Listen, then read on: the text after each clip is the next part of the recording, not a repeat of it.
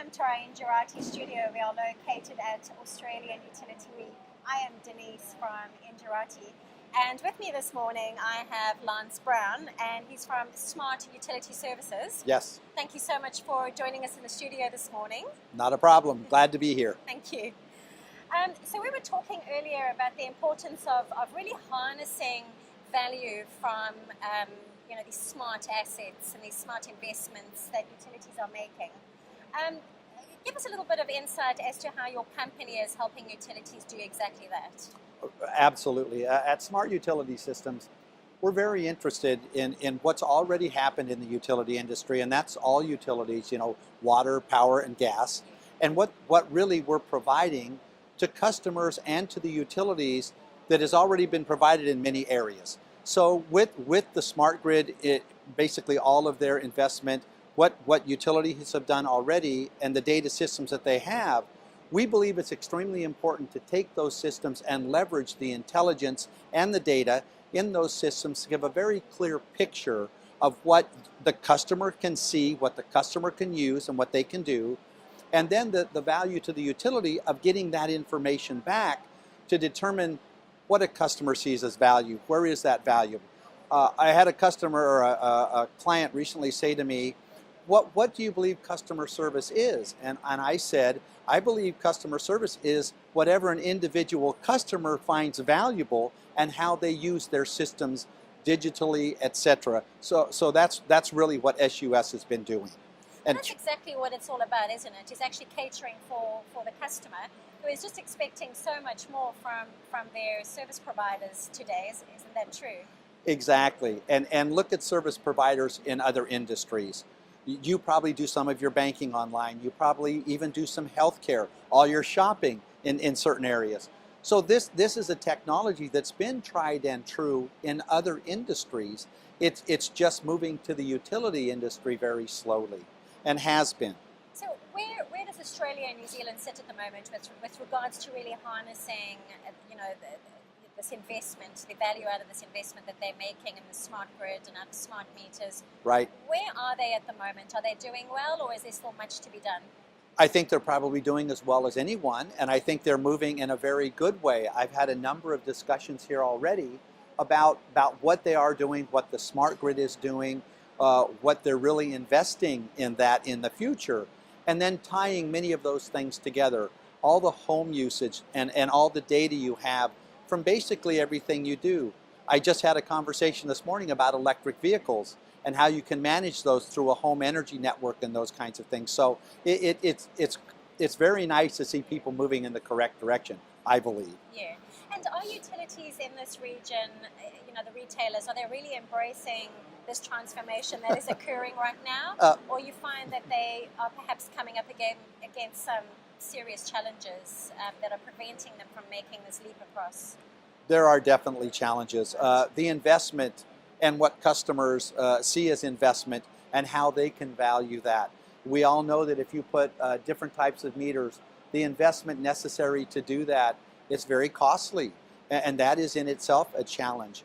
But also harnessing the systems that are already in use and trying to leverage those systems without another large capital outlay. So there are challenges. The customer acceptance of it, although they accept it in many other places, it's been hard to win customers over. But the more control a customer has and the more information, they'll make good decisions about that. So I think they are moving in a good direction, and I do believe that customers will embrace that. So we were talking about the customer now. So how do you think, where should retailers start when it comes to the customer? How should they be reaching out to the customer? Maybe perhaps from your experience, right. What works, what doesn't? Yes, and I think there's a lot of use cases for that because geographically some customers are different. Also, some of the culture in utilities is very different. Utility customers have never seen that technology in the utility up to now. So I think there is that issue. And I think that customers, as they see that coming, as they see it, it's really the same, that things that they've already used and digitally and through their mobile devices, I do believe that they're going to see a lot of success in that. So it's a quite a big ask for some retailers, to go into this new world of technology, and there's quite a lot of change that has to take place. Correct. How important is it to create the right partnerships when going into, finding the right technology, finding the right service providers, and really getting in next to somebody who can really take them that one step or a couple of steps ahead of everybody else? I think that's extremely important because remember, relationships in utilities can be 60, 70, 80 years old. Metering structure, information system structure.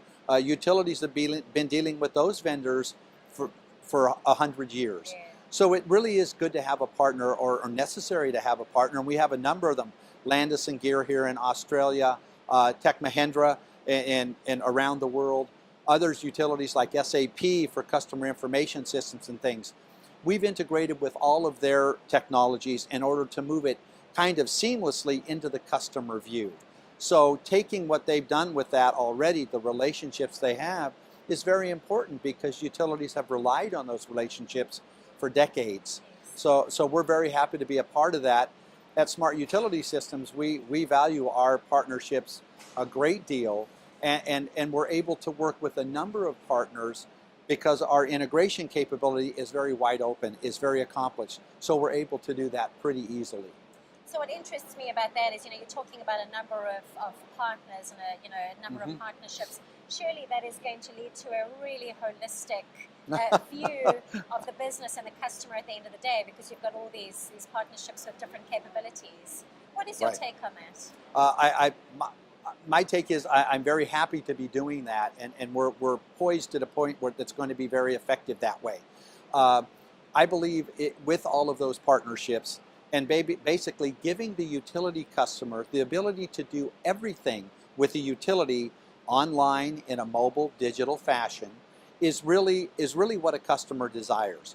So taking that data from all of those systems and those partnerships and getting that all together, giving the customer the ability to say, not only look at their usage, but do all their bill pay historically online and do all of that. All the ability to put in service orders about their services, all of those kinds of things.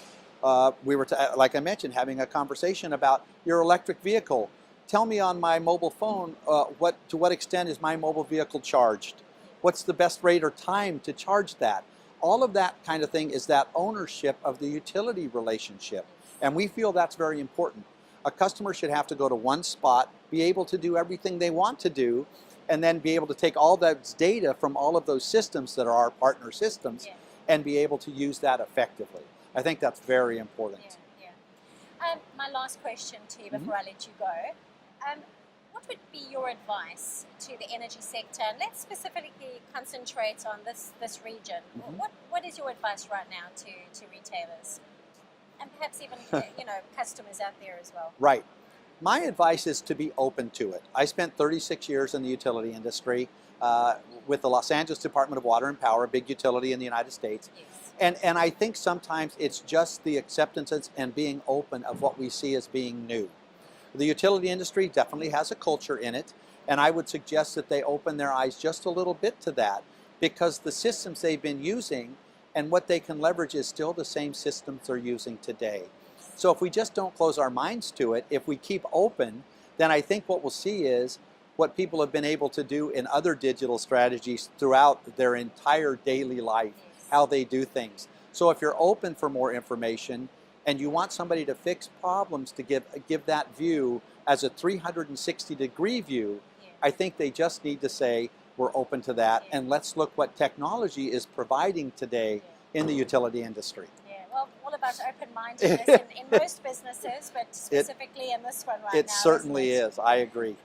Lance, thank you so much for your time, and thank you to our viewers for joining us at the NJRT studio. Do have a look at our other videos, which will be uploaded from the conference. I'm Denise. Thanks for joining us. Thank you.